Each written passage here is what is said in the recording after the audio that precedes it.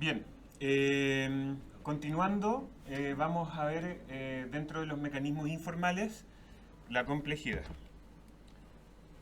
Nosotros ya hablamos acerca de la complejidad, que se puede hablar de complejidad cuando hablamos de tecnologías que están basadas en subsistemas que tienen interacciones, interdependencia, no linealidad, feedback, etc. Muchas veces las cosas que más afectan o que contribuyen a la complejidad son estas que están acá. ¿Pueden haber otros factores? Pueden haber otros factores. Pero vamos a revisar uno por uno. Cuando una tecnología no se delata a sí misma, cuando tú puedes tener el objeto en la mano, pero teniendo el objeto en la mano no eres capaz de darte cuenta cómo se construyó, cómo se generó. Conocimiento tácito, por ejemplo. No sé si a ustedes les ha pasado, pero están leyendo un procedimiento de laboratorio, tratan de reproducir el procedimiento y no resulta. Y era porque tenías que batir el Eppendorf por 1 minuto y no por 30 segundos. Bienvenidos al conocimiento tácito. ¿Ya? Muchas veces la no reproducibilidad de los protocolos experimentales o de los procedimientos de producción se deben a esto, a que la gente que está a cargo de estos procesos da por sentadas ciertos procesos que en realidad son clave, ciertas etapas que son clave. Y está súper estudiado de que el conocimiento tácito es fundamental, por ejemplo, a la hora de hacer transferencia tecnológica, que por más de que tú tengas una patente, que tú la licencies, es muy probable que tú además tengas que prestar un servicio de consultoría para poder transferir el know-how, o sea, este conocimiento tácito. ¿Ya? Ha pasado muchas veces que, por ejemplo, uno compra maquinaria extranjera y resulta que tú tratas de usarla y no resulta y no prende y no anda. Y entonces hasta que viene el técnico del otro país, no, lo que pasa es que tenéis que hacer esto, ni un pequeño detalle y hacía la diferencia. Eso es conocimiento tácito.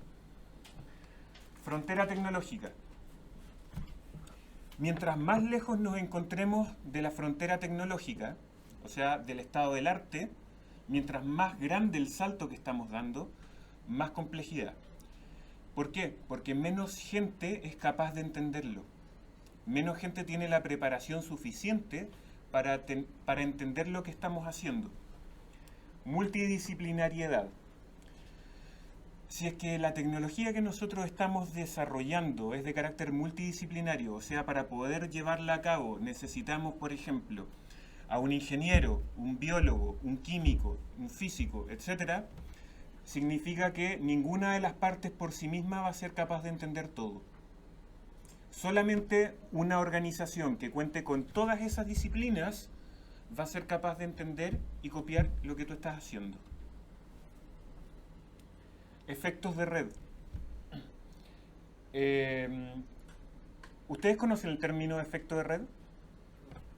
Efecto red es un fenómeno en el cual una tecnología adquiere más valor mientras más usuarios la usen, valga la redundancia. Por ejemplo, Facebook o el teléfono. Si ustedes hubieran sido la primera persona en tener un teléfono y nadie más en el planeta tiene un teléfono, ¿cuánto vale el teléfono?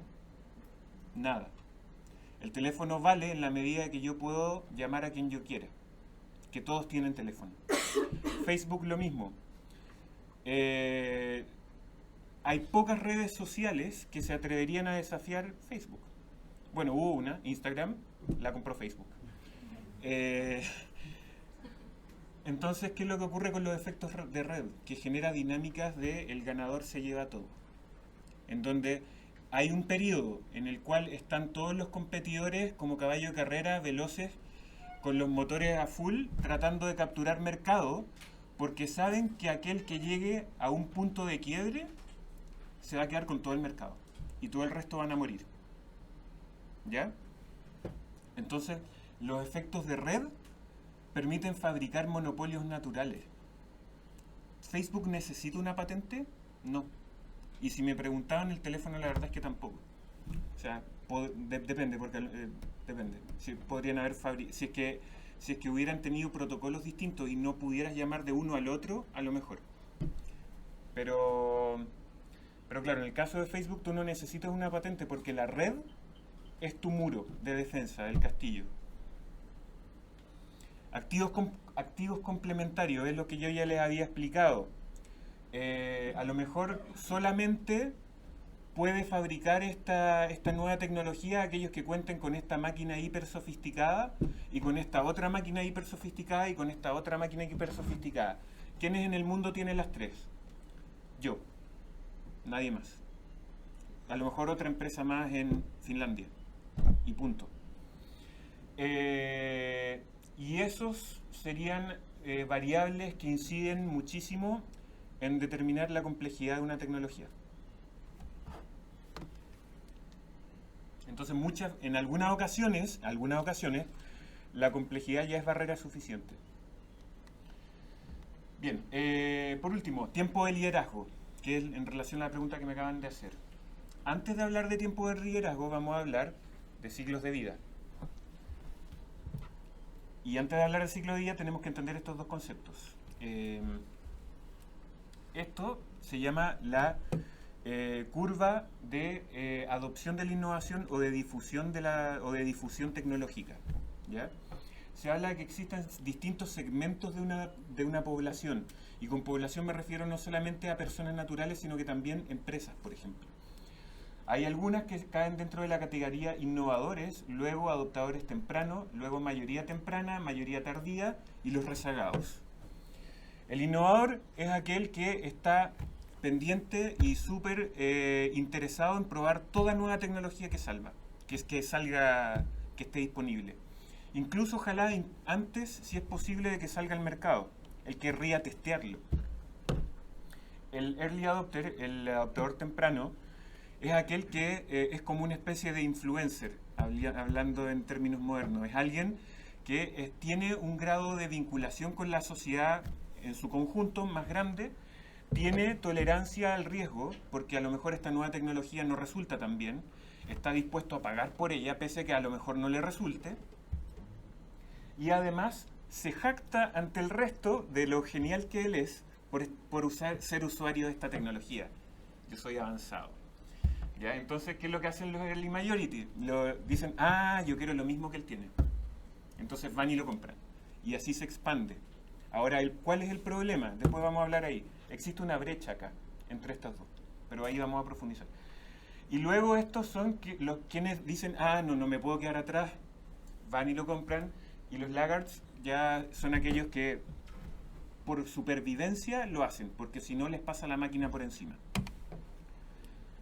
Esto, en cambio, es otro concepto. Esto se llama el hype cycle, que es un concepto, algo que acuñó una consultora que se llama Gartner. Ellos lo que dicen es que todas las tecnologías se comportan de este modo. A este lado tenemos la visibilidad, o la opinión pública, o el prestigio, o bien popularidad, o algo así. Y por otro lado tenemos tiempo. ¿Ya? Entonces, al principio nadie conoce la tecnología, algo que se descubrió en un laboratorio, y después de a poco empieza a ganar momentum. Empieza a volverse más famoso, se publica en un journal. Después de publicarse en un journal, se publica en una revista industrial. Después resulta que un periodista de divulgación científica, esto va a ser la nueva panacea, lo publica y obviamente los periodistas van a exagerar. Entonces eso va a generar una bola de nieve de expectativas infladas. Entonces acá, expectativas. Entonces acá va a llegar a un pic de expectativas infladas en donde todos van a creer, no, es que esto nos va a salvar y va a curar todos los problemas del mundo. Hasta que empieza la mala prensa. Oye, resulta que esto no era tan bonito como lo pintaban inicialmente. Esto tiene varias limitaciones que nadie había considerado. Oye, esto a lo mejor genera problemas legales o problemas medioambientales. Y de a poco empieza a haber más prensa mala, más prensa mala, más prensa mala. Empiezan a haber investigaciones que desacreditan lo que dijeron inicialmente, hasta que caemos en el valle de la desilusión. Se nota que esto lo hizo una consultora, ¿cierto? Y luego de caer el valle de la desilusión, la gente se empieza a dar cuenta de cuál es el potencial real de la tecnología. Más allá de este hype que se generó inicialmente de esta bola de nieve de expectativas. Entonces empieza a haber investigación subsecuente que dice, mira, en realidad podemos esperar esto, esto se podría aplicar acotado en este punto, hasta que finalmente llega a lo que se llama la meseta de la productividad, en donde ya pasa a formar parte casi del business as usual, de la vida común de la gente. Y lo que les hablaba de la brecha. ¿Ustedes han escuchado el término el Valle de la Muerte? Ya. En cierta medida podría explicarse por esto.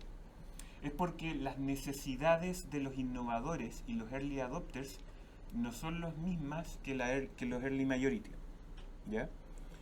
Después vamos a hablar un poco sobre el tema de la penetración de mercado y vamos a hablar sobre los innovadores y los early adopters. Pero básicamente, el innovador muchas veces, sus redes de contacto no están en el mismo mercado donde está en la misma geografía, sino que son como más cosmopolitas. Tienen muchas veces más contacto con gente de afuera o empresas de afuera que con las mismas que tienen al lado en el país. ¿Ya? En general los innovadores como que se escapan por mucho de la media y la interacción local es débil. Los early adopters están metidos en la interacción local y llevan un poco la delantera local y sirven como de ejemplo para el resto. Pero resulta que el early adopter, al ser menos averso al riesgo, está dispuesto a trabajar con cosas que están más o menos imperfectas. ¿Ya? El early majority quiere algo perfecto. Y no solo perfecto, sino que simple. Entonces, estos dos segmentos están dispuestos, se pueden bancar la complejidad. Acá no. Acá ya tiene que estar todo resuelto. Entonces, este salto entre el prototipo así como medio tembleque, este salto hasta el producto perfecto es muy complejo. Y eso muchas veces puede significar que una startup quiebre, porque no es capaz de dar ese salto. Y acá tenemos cómo se solapan las dos curvas. Bien, algunos términos. Time to market. El time to market es el tiempo de desarrollo. ¿Cuánto tiempo tú te demoras desde que tuviste la idea seminal hasta que hiciste el lanzamiento en el mercado? En producto es hasta que se sale al mercado, y en proceso la verdad es que no se usa tanto, porque no sales al mercado, sino que empiezas a usarlo sencillamente. Adopción de la innovación es el acto de evaluar, adquirir, implementar y usar algo nuevo. Puede incluso tratarse de una idea política, cuando se habla de adopción de la innovación. Los estudios que se han hecho en este campo a nivel internacional muchas veces caen en el campo de la sociología, y en donde se trabaja muchas veces con tecnología o incluso con ideas o prácticas, pero es totalmente aplicable a las tecnologías. Y el proceso completo de adoptar una nueva tecnología pasa por estas etapas: evaluar, adquirir, implementar y usar. Usar como cotidiano. ¿Ya? Entonces, pueden haber fallas en todos estos pasos y un proceso de adopción puede fallar. ¿Ya? Difusión de la innovación o penetración del mercado, como lo quieran ver. Esto es básicamente la suma de todas las adopciones. O sea, cómo los distintos actores dentro de un mercado realizan sus procesos de adopción y por lo tanto cómo del total de actores del mercado van adoptando y adoptando y adoptando esta nueva tecnología. Y el tiempo de liderazgo es el tiempo en que tú te mantienes como el único actor con esta tecnología en tu mercado. ¿Ya? Entonces, el tiempo, cuando hablamos de ciclo de vida, estamos hablando de una conjunción de varias cosas. Están conjugándose la velocidad macro de avance tecnológico de esta tecnología en particular, o de una industria en particular. Distintas industrias tienen distintas velocidades. La velocidad del desarrollo producto en concreto que tú estás haciendo, cuánta ventaja le llevas a la competencia en términos de aprendizaje, qué tan rápido tú penetras el mercado, haces esta difusión tecnológica, y finalmente el ciclo de vida de producto en el mercado, cuánto va a durar, que puede depender de obsolescencia o de modas.